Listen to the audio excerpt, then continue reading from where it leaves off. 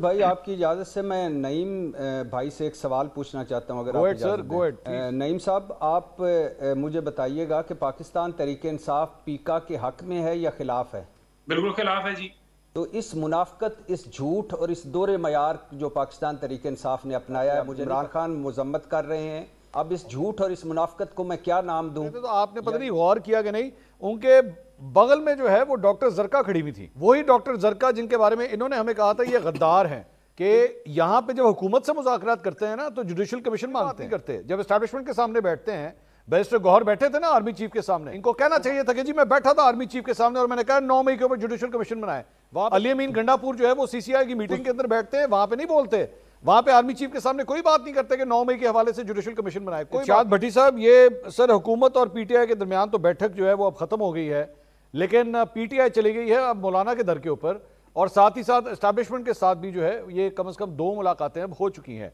आपको लगता है कि जो दूसरी साइड पे मुलाकातें हुई हैं ये इससे ज़्यादा कोई बड़ा ब्रेक थ्रू आ जाएगा जो एस्टैब्लिशमेंट के साथ पीटीआई का एक चैनल खुल गया है? मंसूर भाई, आपकी इजाज़त से मैं नईम भाई से एक सवाल पूछना चाहता हूं, अगर आप इजाज़त दें। Go ahead please. नईम साहब, आप मुझे बताइएगा कि पाकिस्तान तहरीक इंसाफ पीका के हक में है या खिलाफ है? बिल्कुल खिलाफ है जी। अच्छा, अब मंसूर भाई, गुज़श्ता रोज़ इनके सेनेटर फैसल सलीम ने जो किरदार अदा किया है, सेनेट की कायमा कमेटी के जो चेयरमैन थे, सारे साफ़ी वहाँ मौजूद थे, किसी को नहीं सुना, बिल्डोज़ किया और कहा कि नहीं आज ही पास होगा ये पीका। और हमारे शहजाद इकबाल या बाकी दूसरे लोग बोलने की उन्होंने कोशिश की, उन्होंने कहा नहीं, कामरान मुर्तज़ा ने तजावीज़ देने की दी, उस पर भी बात नहीं हुई। तो इस मुनाफकत, इस झूठ और इस दोहरे मयार जो पाकिस्तान तहरीक इंसाफ ने अपनाया है, मुझे नहीं पता कि अब इमरान खान मजम्मत कर रहे हैं और ठीक उन्हीं लम्हों में जब वो अंदर इसको मंजूर कर रहे थे, फैसल सलीम बाहर अली ज़फ़र प्रेस कॉन्फ्रेंस कर रहे थे पीका के ख़िलाफ़। अब इस झूठ और इस मुनाफकत को मैं क्या नाम दूं, या ये क्या बता रहे हैं या क्या साबित कर रहे हैं, या फिर फैसल सलीम साहब इनकी पार्टी में नहीं है, या वो पार्टी डिसिप्लिन के पाबंद नहीं है, या उनको कन्वे नहीं हुआ कि इमरान खान क्या चाहते हैं या पाकिस्तान तहरीक इंसाफ का क्या। मैं भट्टी साहब इसमें ऐड कर दूं सर, एक चीज ऐड कर दूं सिर्फ, और आप कंटिन्यू कीजिएगा। वो ऐड ये करूं कि ये अभी जो आपने कहा ना बैरिस्टर अली जफर जो है वो बाहर खड़े मीडिया से गुफ्तगू कर रहे थे, तो आपने पता नहीं गौर किया कि नहीं, उनके बगल में जो है वो डॉक्टर जरका खड़ी हुई थी। वही डॉक्टर जरका जिनके बारे में इन्होंने हमें कहा था ये गद्दार हैं कि जी इन्होंने जो है वो 26वीं आईनी तरमीम के ऊपर जो है वो हुकूमत का साथ दिया है, तो हमें इन्होंने बताया था गद्दार हैं और इनको हमने शोकॉज नोटिस दे दिया। ना उस शोकॉज नोटिस का पता लगा, ना किसी कार्रवाई का पता लगा, और अब वो बिल्कुल वापस पीटीआई के रैंक्स के अंदर उसी तरह खड़ी हुई है। जी आप कंटिन्यू करें। और ये फैसल सलीम वही हैं जिन्होंने एक मरतबा कहा था कि मेरी लोकेशन का तो शिबली फराज को पता था और मैंने शिबली फराज को फ़ोन किया और मैं गिरफ्तार हो गया। ठीक, तो अब मुझे नहीं समझ आ रही कि क्या है। और ये वैसे हैं तो वही कि जो फ़रोग नसीम और फवाद चौधरी साहब पीका बगल में दबाए फिर रहे होते थे 2018 से 2023 के दौरान। लेकिन अब अगर ये खिलाफ हैं तो मुझे आज तक समझ नहीं आई कि ये क्यों हुआ है।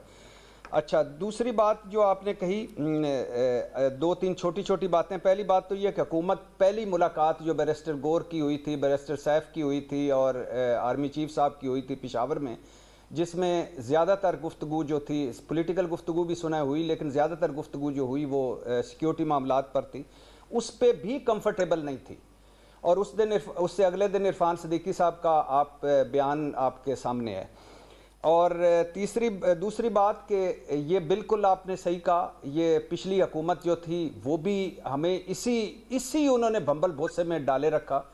जरदारी साहब मफामती थे, बिलावल साहब इनकलाबी थे, नवाज शरीफ साहब इनकलाबी थे और शहबाज शरीफ साहब मफामती थे। और मरियम नवाज साहबा ने कहा कि जब ताकत या मज़ाहमत के बाद मफामत या ताकत के बाद मुज़ाकरात, यही हमारी पॉलिसी है। यानी और इसी तरह होते थे, रातों को ये पहुंच जाते थे मुलाकातें करने के लिए और दिन को ये इनकलाबी हो जाते थे। जिन पर तनकीद करते थे, रात को उनकी गुन गाया करते थे और कहते थे भाईजान नहीं मान रहे वगैरह वगैरह। اور اب یہ مذاکرات آپ کو یا مجھے کوئی شک ہے، پاکستان تحریک انصاف نے ایک اچھا کام کیا، اس میں کوئی شک نہیں کہ 26 نومبر کے ٹینس ماحول کے بعد انہوں نے مذاکرات کا، عمران خان نے اعلان کیا، مذاکراتی کمیٹی بنائی، پھر اس میں سے خود کو نکالا کہ مجھے نکال دیں، میری رہائی چھوڑ دیں، میری سارا کچھ چھوڑ دیں، میں اس عدالت سے ہی رہا ہوں گا۔ اور یہ پاکستان کی 76-77 سالہ تاریخ میں پہلی دفعہ ہوا ہے کہ کوئی پارٹی اندر جا کر وہ کیا بات کرتی ہے یہ علیحدہ بات ہے، لیکن کوئی پارٹی باہر بات کر رہی تھی، یا عمران خان خود بات کر رہے تھے ٹرمپ کے معاملے پر بھی کہ میں نے عدالتوں سے رہا ہونا ہے، اچھی بات ہے ٹرمپ صدر منتخب ہو گیا، اور مذاکرات پر بھی، ورنہ جتنی بھی پارٹیاں ہیں انہوں نے اپنے آقاؤں کے لیے مذاکرات کی ہیں، ان کے مفادات کے لیے کی ہیں۔ یہ بھٹی صاحب یہ بھی اس میں اس کو میں تھوڑا سا اس میں ایڈ کر دوں کہ یہاں پہ جب حکومت سے مذاکرات کرتے ہیں نا تو جوڈیشل کمیشن مانگتے ہیں کہ جی ہمیں ان دو چیزوں کے اوپر جوڈیشل کمیشن چاہیے۔ ادھر مذاکرات جب کرتے ہیں وہاں پہ جوڈیشل کمیشن کی کوئی بات نہیں کرتے۔ جب اسٹیبلشمنٹ کے سامنے بیٹھتے ہیں، بیرسٹر گوہر بیٹھے تھے نا آرمی چیف کے سامنے، تو وہاں پہ کہتے ان کو کہنا چاہیے تھا کہ جی میں بیٹھا تھا آرمی چیف کے سامنے اور میں نے کہا 9 مئی کے اوپر جوڈیشل کمیشن بنائے، وہاں پہ کوئی جملہ نہیں بولا، کوئی لفظ نہیں بولا۔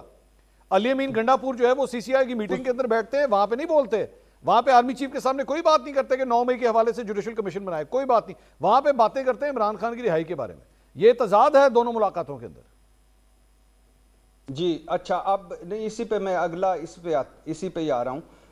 تو اس دن جس دن تیسری بیٹھک ہوئی تھی، اس کے بعد جو رانا ثناء اللہ صاحب نے اور عرفان صدیقی صاحب نے جو پریس کانفرنس کی، حالانکہ میں رانا ثناء اللہ صاحب کا ان مذاکرات کے حوالے سے بڑا معترف رہا کہ وہ ایک درمیان معتدل بات کرتے ہیں اور کہتے ہیں بات چیت ہونی چاہیے، لیکن اس دن ہی مذاکرات ختم ہو گئے تھے جب انہوں نے پریس کانفرنس کی اور انہوں نے کہا کہ بھائی نہ 9 مئی پہ جوڈیشل کمیشن بن سکتا ہے، نہ 26 نومبر پہ بن سکتا ہے، اور نہ جو سیاسی قیدی ہیں ان کے لیے ہم کوئی کردار ادا کر سکتے ہیں، سب کچھ عدالتوں میں ہے۔ تو اور میں حیران اس بات پہ بھی ہوں، اور یہ سوال میں بار بار پوچھ رہا ہوں اور نعیم بھائی اس کا جواب دیں گے کہ 26 نومبر کے ابھی تک جتنے جان سے گئے ہیں، گولیاں لگنے سے جتنے لوگ مرے ہیں یا شہید ہوئے ہیں، ان کے کدھر ہیں نام؟ پاکستان تحریک انصاف کیوں نہیں نام دے رہی؟ جتنے جان سے گئے ہیں، جتنے زخمی ہوئے ہیں، یا جتنے مسنگ ہیں بقول آپ کے، کہاں ہیں وہ؟ کیوں نہیں دیتے آپ وہ نام؟ نمبر 1۔ اور نمبر 2، اس میں کوئی شک نہیں ہے بھائی جان کہ یہ اب پاکستان تحریک انصاف انہوں نے اچھا کیا کہ عمران خان نے ایک وہ ختم لگا دیا کہ ہاں میں ان کے ساتھ بھی بیٹھ سکتا ہوں، اور ان کے پاس تو خیر اختیار ہی کوئی نہیں تھا، بے بس تھے۔ لیکن یہ ہمیشہ سے پاکستان تحریک انصاف کا پہلا اور آخری یہی رہا ہے کہ وہ اسٹیبلشمنٹ سے بات کریں گے، اور اس کے لیے وہ ہمیشہ کوشش کرتے رہے ہیں اور آئندہ بھی کوشش کریں گے، اور مین اگر کوئی ادھر چینل کھلا تو وہ ضرور بات کریں گے، یا بیک ڈور اگر ہوا۔ ابھی تک تو لگ رہا ہے کہ زیرو ٹالرنس ہے، لیکن آخری بات یہ ہے کہ ابھی میرے بھائی کوثر نے کہا کہ ٹرمپ صاحب نے ترجیحات بتا دی ہیں بھائی، لیکن مجھے آپ ذرا چیک کیجئے گا، آج آپ پاکستان میں ہوں گے، لندن میں نہیں ہوں گے، امریکہ سے کچھ ٹھنڈی ہوائیں سنا جا رہا ہے تحریک انصاف کو آنے والی ہیں، کوئی قرارداد اور آ سکتی ہے، کوئی سوال اور آ سکتا ہے، کوئی وائٹ پیپر جاری ہو سکتا ہے، کوئی ٹرمپ صاحب اس پہ بات کر سکتے ہیں، کوئی ملاقات ہو سکتی ہے۔ تو یہ ایسی باتیں چل رہی ہیں اگلے ہفتے 10 دنوں میں، کچی پکی خبریں ہیں، ذرا کوثر بھائی اس پہ ذرا فوکس کیجئے گا، کہیں ٹرمپ اپنی ترجیحات سے بھٹک نہ جائے۔